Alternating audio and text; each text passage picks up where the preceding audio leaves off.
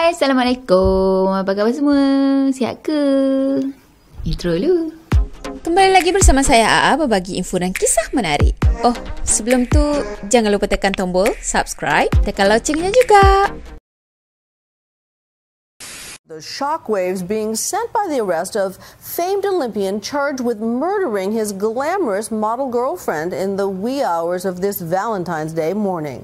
Okey, sebelum kita ke video kali ni, ada pemberitahuan sikit. Ada beberapa video sebelum ni saya ada beritahukan siapa-siapa yang nak dapatkan tudung yang lembut gila ni dan senang sangat digosok, dipakai, dibentuk. Korang bolehlah pergi ke ruang description dekat bawah sebab saya ada tinggalkan link Shopee dekat bawah. Dan saya paling suka kombinasi colour dia ni tau. Colour pink, colour peach dengan macam yellowish ke? Macam peach je. Dan juga kelabu. Kan macam satu kombinasi colour yang sangat-sangat cute. Tak pun nampak lah juga kan macam ni kan ada black kan. Black pink in your area. Tahu tak Blackpink ada lagu baru, Pink Venom? Dah tengok kan? Tak kak, saya tak minat Blackpink. Okeylah, untuk video kali ni, video case kita pada kali ni, kita bagi tajuk dekat sini, sanggup dia habiskan GF dia, girlfriend, semata-mata sebab nak jaga image. Apa? Dan yang paling penting, dia tu atlet tau. Atlet Paralimpik yang sangat famous. Jadi video case kita kali ni, bagi saya sangat-sangat terkilan. Sebab case ni melibatkan seorang lelaki yang sangat handsome. Siapa kata yang tak handsome tu, confirm korang jealous. Korang tengoklah gambar dia ni. Gila kau tak handsome. Okay, lelaki ni, dia seorang OKU tau. Tapi dia ada satu kerjaya yang sangat cemerlang. Di mana dia adalah seorang ahli sukan Paralimpik. Malah, dia adalah juara bagi lumba lari pecut. So, dah sedia? Jom, kita mula. Okay, nama lelaki handsome kita ni adalah Oscar Pistorius. Macam saya cakap tadi, dia seorang ahli lumba lari pecut yang profesional. Ya, walaupun hakikatnya dia seorang OKU, bagi saya itu adalah satu pencapaian yang sangat membanggakan. Pada masa tu, dia hidup mewah, semua orang hormat dia. Tapi sayang, semua yang dia ada pada masa tu hilang sekelip mata je. Sebab apa? Sebab dia disabitkan dengan kesalahan membunuh pada tahun 2014. So, sekarang ni kita kenal dulu siapa Oscar ni. Oscar, dia dilahirkan pada 22 November 1986 dan dia dilahirkan di Afrika Selatan. Dia dapat penyakit fibula hemimelia semasa dia dilahirkan lagi. Okey, fibula hemimelia ataupun hemimelia fibula ni adalah satu kecacatan kelahiran yang mana sebahagian ataupun semua tulang fibula tu akan hilang. Jadi kakinya nanti akan jadi pendek daripada biasa dan biasanya akan jadi kecacatan pada lutut atau kaki macam itulah. Katanya kanak-kanak yang mengalami penyakit ni akan mengalami kesukaran untuk berjalan. Okey, bagi orang lain mungkin ini semua macam tragedi lah kan.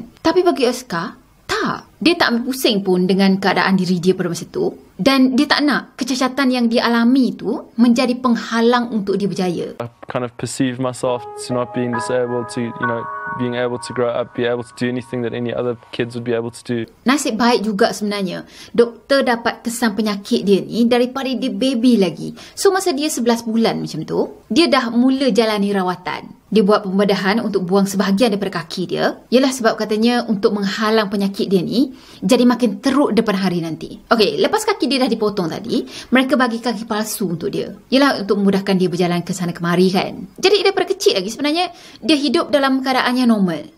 Macam budak-budak yang lain. Malah masa kecil lagi dia sangat aktif tau. Bayangkan masa dia remaja tu, dia ambil bahagian dalam semua jenis sukan. Nak cerita aktif tak aktif dia tu. Okey, masa dia sekolah menengah tu, masa remaja lah kan, dia join pasukan rugby, dia main tenis, dia main water polo. Tapi benda yang paling dia berbakat adalah bergusti ataupun wrestling. Salah seorang lawan gusti dia pernah cakap macam ni tau. Berbulan-bulan juga dia orang ber-wrestling sama-sama, barulah diperasan kata si Oscar ni guna kaki palsu rupanya. Sebab gaya dia berlawan dengan semangat yang dia ada pada masa tu, tak nampak macam dia OKU pun. Yalah, kiranya macam sama naik lah kan dengan ahli gusti yang lain. Okey, pada tahun 2003, hidup Oscar mula mengalami satu perubahan yang sangat drastik. Masa tu, dia main rugby dan dia dapat satu kecederaan lutut yang sangat serius. So, sebab kaki adalah anggota badan yang paling lemah bagi diri dia kan. Jadi, dia takut kalau dia teruskan juga main rugby, dia dah tak boleh nak berjalan macam orang normal lagi dah. Jadi, pada masa tu, dia ikut nasihat doktor, dia berhenti main rugby dan tak lama lepas tu, dia berjaya pulih sepenuhnya. Dalam masa yang sama, doktor bagi saranan kepada dia untuk tukar kerjaya. Kiranya macam main sukan yang lain pula lah. Jadi dia ambil keputusan untuk jadi atlet lumba lari pecut. 6 bulan lepas dia sembuh daripada kecederaan lutut tadi, dia terus pergi training untuk berlari tau. Jurulatih dia cakap, Oscar ni seorang yang sangat bersemangat tinggi. Dia tak pernah kenal erti mengalah. Tambah pula masa dia berlari tu, dia akan pakai running blade tu tau. Kaki palsu yang macam neting ting ting ting yang itu tu. Okey, lepas dah tamat sekolah menengah tadi, Oscar sambung belajar dekat college dan dia ambil urusan business management dan juga sport science. Tapi pada masa itu, study bukanlah fokus utama dia. Bagi Oscar, dia dah tanam dah azam dalam diri dia nak jadi seorang pelari profesional. Tak lama lepas tu, Oscar menang beberapa pingat dalam sukan lari pecut. Jadi pada masa tu, Oscar sangat-sangat cemerlang. Sampaikan beberapa kali dia menang pingat emas dalam sukan Paralimpik.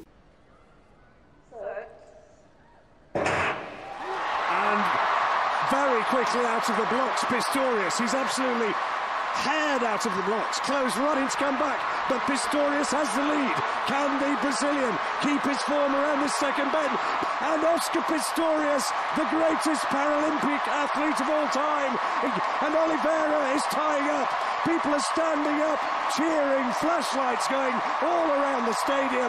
And Oscar Pistorius is the Paralympic champion of 2012 in London.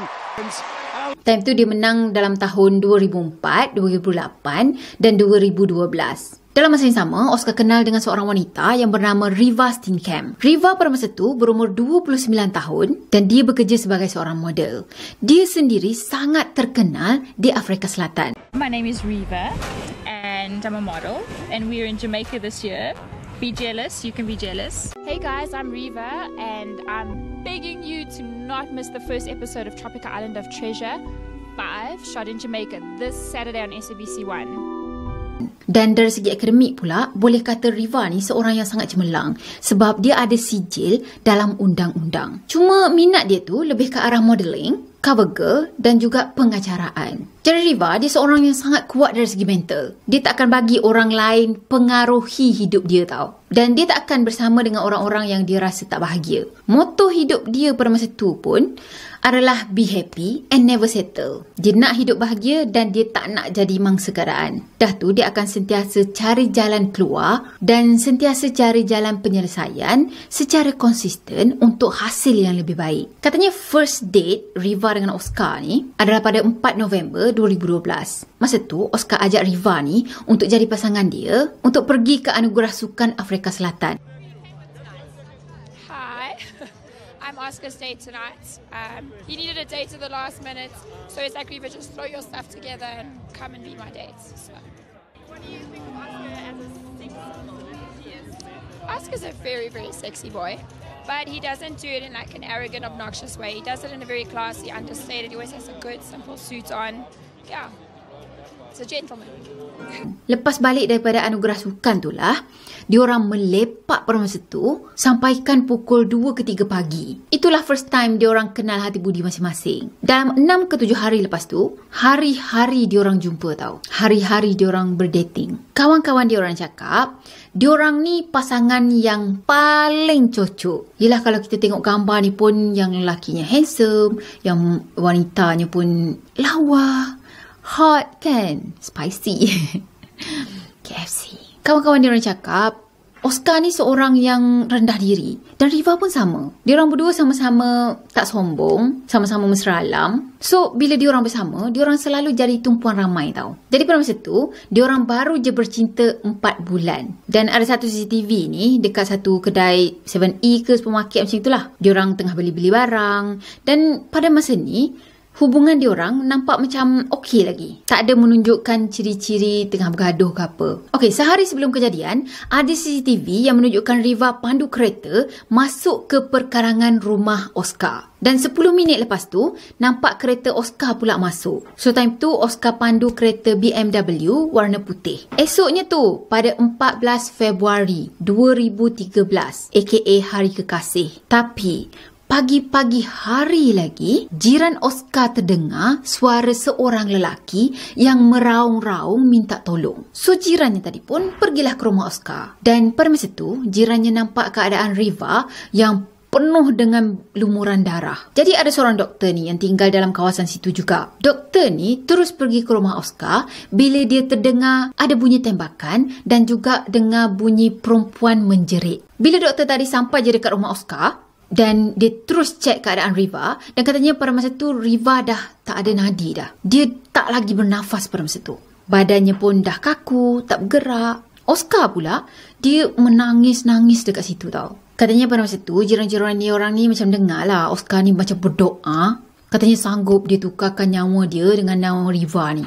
Jadi Riva, dia meninggal dengan 4 das tembakan di rumah teman lelaki dia, iaitu Oscar. Tak lama lepas tu, pihak polis sampai dekat tempat kejadian dan Oscar tadi ditahan untuk disoal siasat. So, apa sebenarnya yang dah berlaku pada pagi tu? Jadi menurut keterangan Oscar, ini apa yang Oscar bercerita tau. Apa yang dia cerita. Katanya pagi tu dia bangun pagi-pagi lagi.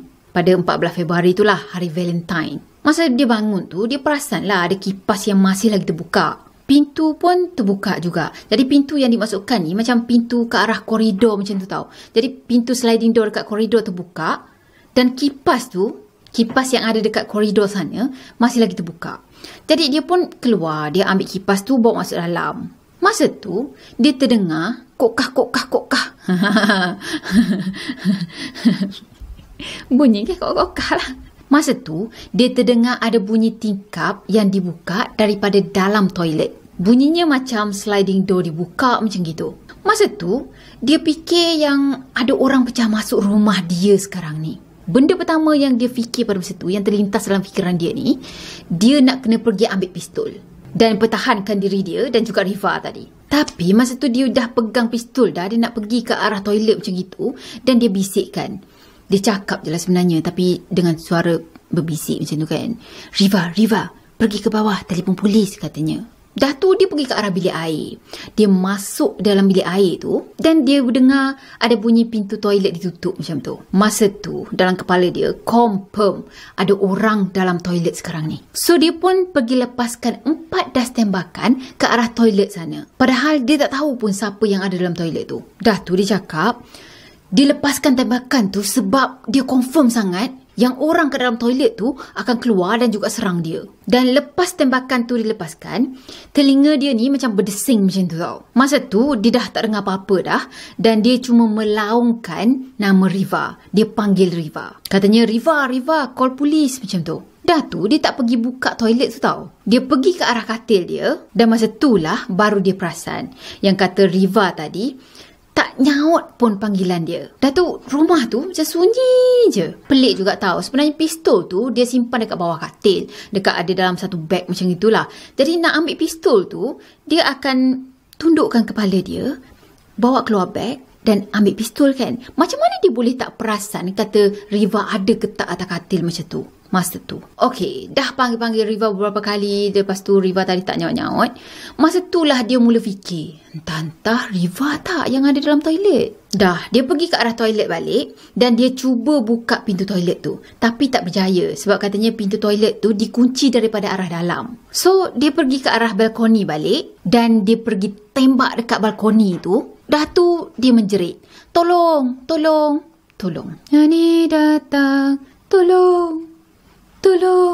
Cuba je dengar. Okey, lepas tu barulah dia pergi pakai kaki palsu dia dan dia berlari ke arah toilet. Dia pergi tendang pintu toilet tapi tak dapat nak buka juga. Masa tu dia dah panik dah, dia tak tahu nak buat apa dan dia pergi ke arah bilik tidur balik. Kat situ ada satu kayu kriket yang ada dekat sebelah kabinet. Dia pergi ambil kayu kriket tu dan dia pergi pecahkan pintu toilet menggunakan kayu tadi. Bila dah dapat buka pintu toilet tadi, masa itulah dia nampak mayat Riva ada terbaring dekat dalam toilet tu. Dah, dia menangis-nangis dekat situ. Dia angkat mayat Riva tu, pergi turun ke ruang tamu. Dan dekat ruang tamu tu pun dia meratapi dengan kematian Riva tu. Okey, Oscar cakap diorang tak ada masalah apa-apa pun. Jadi sebenarnya Riva ada sediakan hadiah untuk hari Valentine diorang tau. Dan hadiah hari Valentine tu adalah sebagai bukti yang hubungan diorang ni okey. Hadiah tu sendiri sebenarnya adalah gambar Riva dan juga gambar Oscar. Dah tu ada kad tau yang ditulis tangan. Riva tulis macam ni, roses are red, violet are blue. Rasanya hari ni adalah hari yang paling baik untuk saya bagi tahu I love you. Jadi tak ada apa-apa yang pelik pun, kan Valentine kan?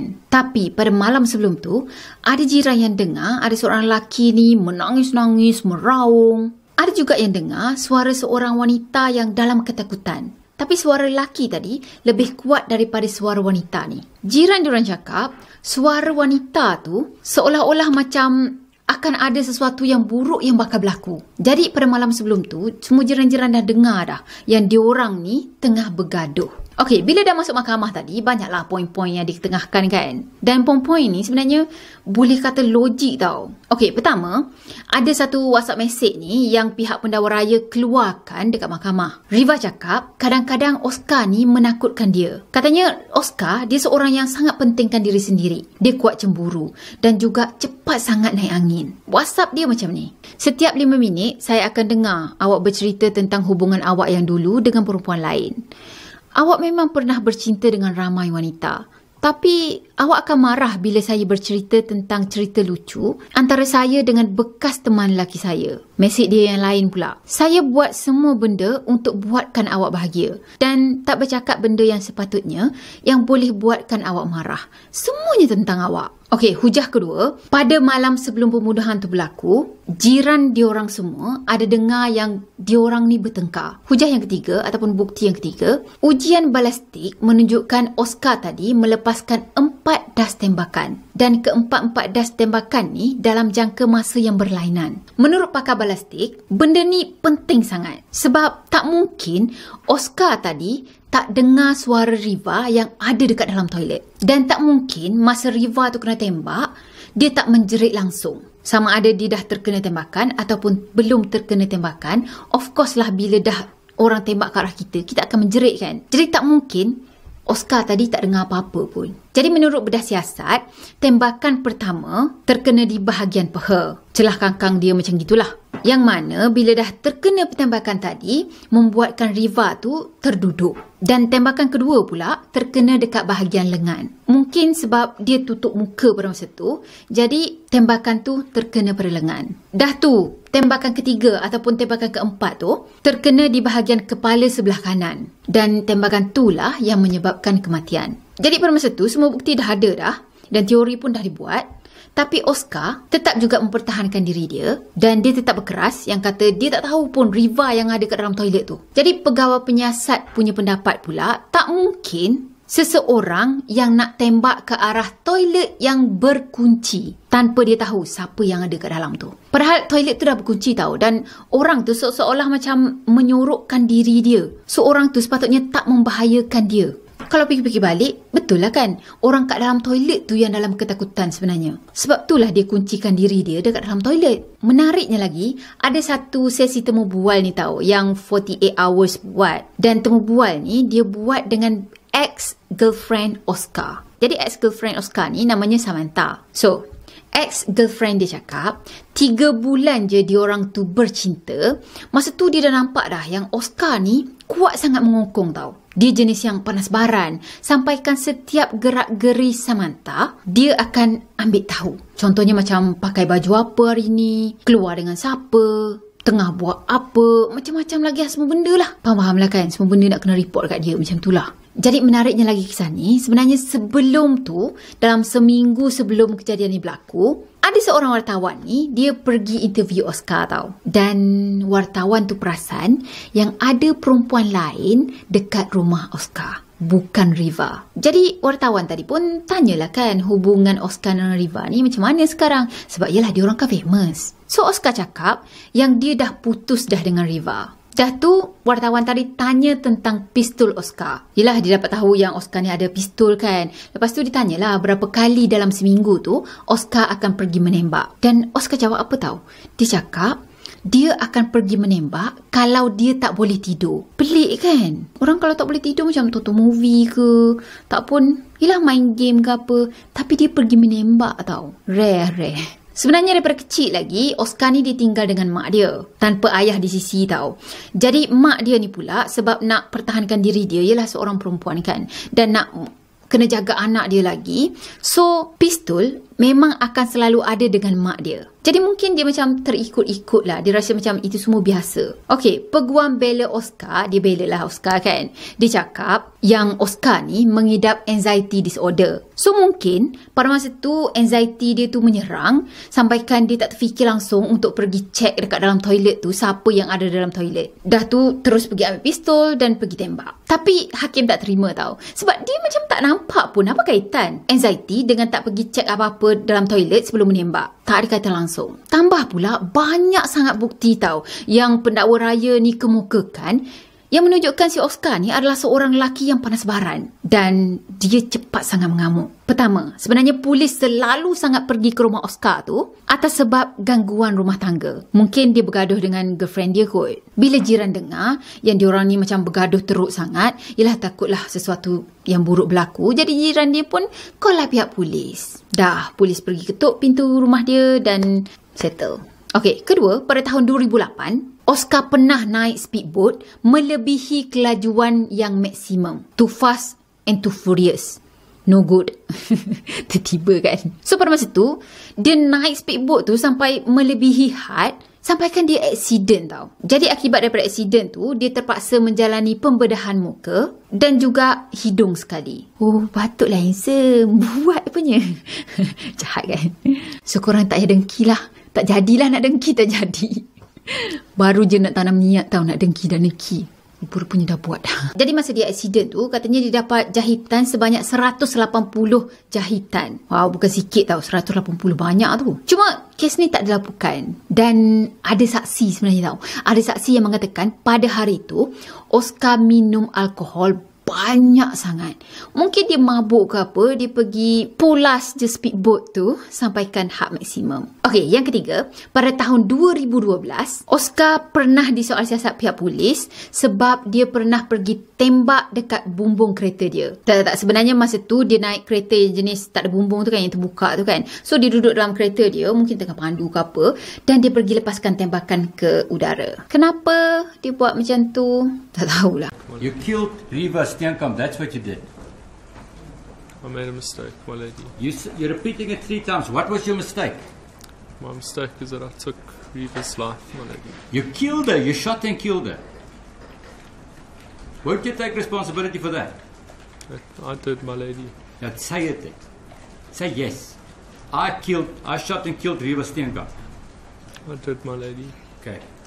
Okey, pada bulan September 2014, Oscar didakwa dengan pembunuhan Riva Steenkamp. Tapi tak lama lepas tu, dakwaan ni ditukar kepada culpable homicide. Okey, culpable homicide ni maksudnya dia tahu dia melakukan pembunuhan tu, tapi dia buat-buat tak tahu apa yang dia buat. Maksudnya dia ialah bertindak innocent lah. Saya innocent, bos, saya innocent. Macam tu. Padahal sebenarnya dia tahu dia yang buat semua tu. Dan bukti-bukti semua pun dah menunjukkan dialah pelakunya. Tapi sampai ke sudah, dia tetap juga tak mengaku. Dan sampai ke sudah jugalah, dia cakap yang dia memang tak tahu Riva yang ada kat dalam toilet tu. Jadi pada masa tu, dia dijatuhkan hukuman penjara selama 13 tahun 5 bulan dan dia layak untuk mendapat parol di bawah Undang-Undang Afrika Selatan selepas dia menjalani separuh daripada hukuman penjara dia. Maksudnya, mungkin dia boleh bebas dalam 5 ke 6 tahun.